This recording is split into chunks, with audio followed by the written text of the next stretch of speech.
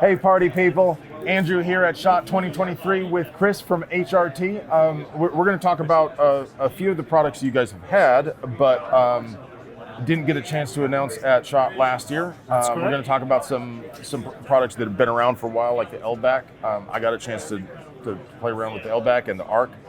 Both really comfortable, really rigid.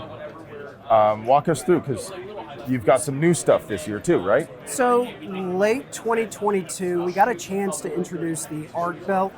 The ARC belt is a Tegris core with sleeves. So the sleeves were designed to be as minimal as possible to cut down on the overall weight of a belt system. And that has a lot of impact on your hips, especially with fatigue. But another nice thing about the belt is the capture system. It comes with a pre-built contour, so if you actually take your belt, if you ever get one, it has a smiley face, and that's the proper way to put it on. And it's going to build a better contour to the body. Like a lot of the previous belts that were built in the past, they were very flat, straight I got those belt. childbearing hips, yeah, so I need a little curve. You want as to much comfort as you can get, right? So that helps with the comfort, and you don't have to go through the break-in period. Another thing that's nice about it is by using such light and durable materials, you're going to increase your longevity on the belt, but you're also going to reduce that fatigue, especially around the hip area, and it's going to ride a lot nicer. It's about 5 ounces with just the belt and the sleeves together. Once you start adding on like your micro cobras and stuff like that, then it starts to add on to about 8 ounces, I think, total. Once you start adding on your magazine pouches, it gets a little bit heavier, but you can basically build the belt out to be just under 1.5 pounds. So to start off with, the belt system, it has a capture here. And a lot of companies may have built a capture system, but they're not going completely into the sleeve like this. And it's very similar to what we did with the LBAC, is by having that capture system that comes towards the middle of the body, it does the same thing. So one of the weak spots has always been where your connection piece was. So by doing that, you're reducing the little EDC tip for the fat guys.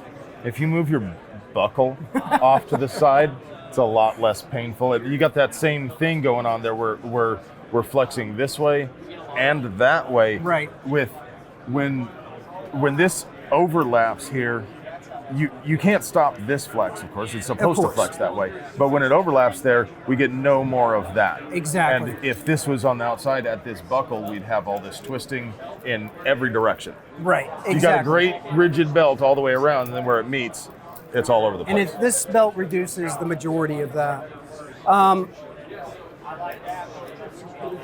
So in November, when the belt officially launched, we used a different inner belt. So the inner belt was a decent design, but it was a little bit antiquated. It was using some of the old methods. So instead of using just the rigid insert with everything sewn around it, we decided, well, we've got plenty of Tegris. Let's move to a Tegris design inner belt. So what that was also doing is it contour cut, so you could use it for everyday carry if need be. It's nothing more than just hook and loop. And we're using the exact same hook that we used with the sleeves on the ARC belt. So it's going to be a long-term hold. It's enough on there to not worry about it coming apart. But this reduces the weight by a couple of ounces, and it's a very simple design, and you're going to have that constant weight.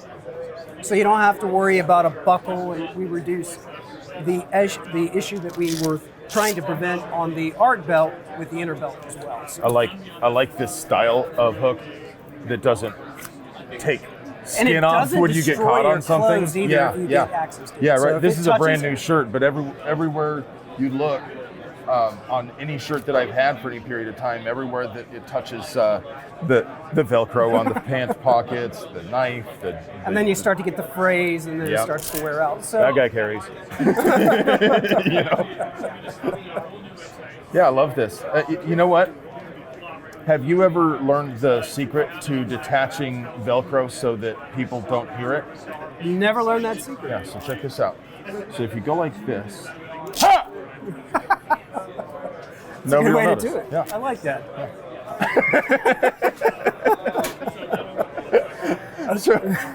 So this is all, I think, right? Or alls. So Is it all of the alls? this is the AWLS. We just do it by the phonetic. You can pronounce Oh, it you alls love if you want. you but love the acronym, huh? yeah, we just say AWLS in the shop, but people can call it whatever they want. It's just Advanced Weapon Light System. So we did release, and we showed this at SHOT last year with the ODA, 360 degrees activation. You can set the resistance, light, medium, or heavy, so that way you can prevent any negligent discharges.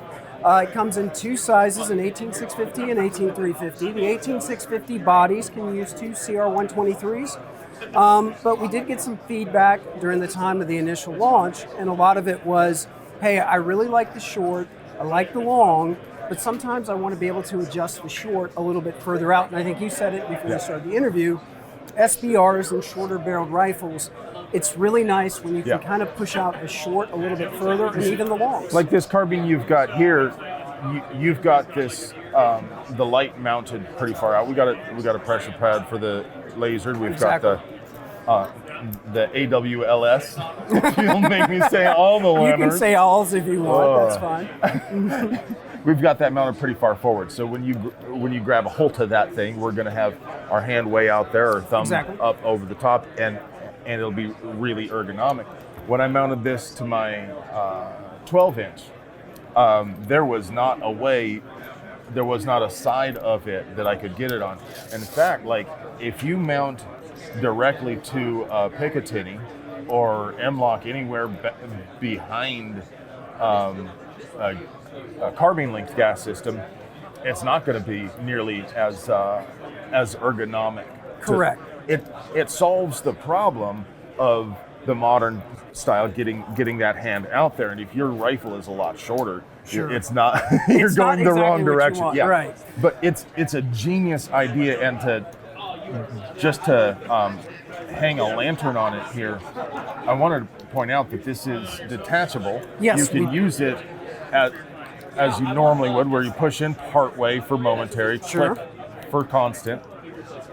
And that's part of the design, was the built-in redundancy, because you never know what's going to happen. You could be doing something in your home, or going out and training, or even doing a live operation, and you hit this on a doorway, and nothing is ever 100% unbreakable. Oh, right. So the whole idea was, if something like that occurred, you did have the access to point where you can just take this off, and you can still activate your light. It does momentary as well as push in, so you do get the click, so it has both capabilities. It's beautiful. The cantilever solves that problem of using this on either a shorter rifle or a shorter rail system. Yes. Because even if you're running a 16-inch rifle, if the only space you've got to mount is behind that gas block, Very correct. You're gonna want to get this further forward. Exactly. So we did come up with a new prototype design. We're not 100% sure the distance on it. We've had some feedback on our internal stuff before we start sending these out to people to actually test for us. We want to do some in-house testing and evaluation first, especially with the distance. But one of the big designs on it is, because you are going M-LOK to M-LOK, what's the way to prevent building up any excess space on the backside that's going to prevent it from being closer to the rifle. So instead of using an M-LOK to M-LOK, we went direct thread directly onto the lever so that you can have your light bar extension. And then you can also make sure that obviously you use your Loctite just to make sure that it doesn't come out when you're shooting. So we Loctite all the things. We put course. dummy cord on our dummy cord. Well, dummy cord's a smart way to go. And this is a prototype design. We have heard back from quite a few people out there that are like, hey, I like to do classic builds, or just law enforcement agencies that they can't get away from a Picatinny rail. Yeah. So we did come out with a Picatinny design for the body. So this will connect to Picatinny rails. And if you see here, if you guys want to see that, we have the option to do it on top. So if you don't want to run it via M-LOK connection, you can also do it on the top rail. So that gives you another option. And most rifle systems today, they can extend all the way out to the end. Most handguards are going to have pick rail from the charging handle all the way out. Correct. And but the M-lock is only going to be on the sides and bottom. That's correct. If you want to mount on the top, you would have to either, if this was M-lock, you'd have to either flip it around. Right. And this is an ambidextrous system too. So if you want to run it here or on the bottom, the same threads for the head are the same threads for the tail. So you can flip it and you can go in any direction. So you can use it for a right-handed, left-handed, left high, left low, right high, right low. So it gives you those opportunities to set it up the way that you want to set it up. That's awesome. When you showed that to me, I was really, there are a handful of ideas that really stand out as being unique and different and useful. And so often when somebody shows you a new thing, you're like, I've got a lot of inertia, I got a lot of resistance. I'm like, I don't want, oh wait. The moment you touch that thing, you realize how much sense this makes. Very ergonomic. It is, the moment you pick it up, you're like, yep, this makes all the sense in the world. And the other thing about it is, when we originally showed it at SHOT in 2022, we didn't have the beam pattern set the way that we wanted it. We had a prototype, so we weren't able to adjust that beam pattern. So now you get that nice throw in the middle, but you get a lot more spill than what the original design had. So there have been some changes on the head. It's still at about 90,000 candela, and you're getting the 1700 lumens. So you're getting the best of both worlds. So, what's this here? That is something that somebody dropped off. It's a battery charger. So we've been using it to charge the 18650s and the 18350s. This is for the phased plasma rifle, right? I would love if we had one of those, but unfortunately, I don't think the AFT is going to allow us to build that. So. At least you pronounce it properly. I try to. I learned from you, Andrew. With the Uncle Sniffy approved version. All right, so, I'm going to go over here real quick and grab something. I love chit chat. So one thing that we looked at for this year was we were getting a lot of requests for rigid inserts, more so for our Maximus system and our Modulus system. For the mag pouches. Yes, sir, exactly, for the mag pouches. So a lot of people were asking for it. So this is in the prototype stage. We are looking at the capacity to have these out hopefully by springtime. We've been testing these since fall of last year. So this is going to be in addition to our placard lineups, and this is going to help those that are like, hey, I'm kind of weary on using the elastic inserts because we're worried that it could fold over, and I'm not going to be able to easily assess and get my magazines back in. So, but yeah, this is going to be a part of our Modulus Maximus lineup, and kind of just want to show some of the components on the L back since we got a chance to do that in 2022. Yeah, these are the lightest plates ever. We call these the show plates. Cuts down on the weight. So for this year, we were able to finally get a prototype design for side plate pouches. A lot of people have been asking for side plate pouches. We didn't come up with a design that really fit for this specific system.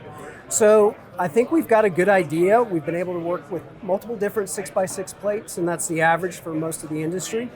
So by 2023, hopefully May timeframe, don't hold me to it because just with everything, we got to make sure that the prototyping and the T&E go through properly. Plus, we got to be able to get all the products because most of the industry marketing processes are good, but when you get to getting your materials, there have been some lags with that. So whenever we say a time frame, what we try to do is get as close to as what we can predict. So, dude, people go just absolutely insane in content in the comments, and you got to take a lot of those with a grain of salt because some of the slower people in the room are also the loudest talkers. You know, that's true. You know what? And there's also the keyboard warriors. It takes time to bring a product to market, and all the reasonable people understand that. And yes, I know it's hard because people can be vociferously critical to Very be well kind. Spoken, sir. Ignore the haters. You're doing good work. Thank you for bringing new things to the product. We understand it's going to take some time, but sure. it's thank you also for being honest and saying, hey, you know what, this is when we think it's going to be, because a lot of vendors are like so worried about what people are going to say if they don't hit that target. They're like, I don't know, maybe soon. Well, that's before always next the shot. point. We try to reverse plan and say, hey, here is our goal date, and then we basically say, hey, we need this done by this time. We need this done by this time. What are the things we have to do to meet our goals? Yes, exactly. And sometimes we may have to slide those, like we did with the light and the belt. We basically started building that in spring of 2022, and we finally got it out in fall of 2022. Just a lot of those things really fell in where they needed to, so we were able to get it out roughly when we needed to. So. It's like I've told some other vendors, whether it's guns or video games, I would much rather that you guys deliver a quality product that's finished and don't ask me to be the beta tester, if I'm paying for it. It takes time to develop stuff. We appreciate that you get it right before you bring it out. Well, that's the plan anyways. Well, thank you. Thank you for putting up with my crap. No, thank you for Thank you stopping for your by. patience. And thank you to the AR-15 community. Thank you for bringing us all this cool stuff. Thank you guys for watching. Please support our sponsors. Without them, we couldn't do this. I love you.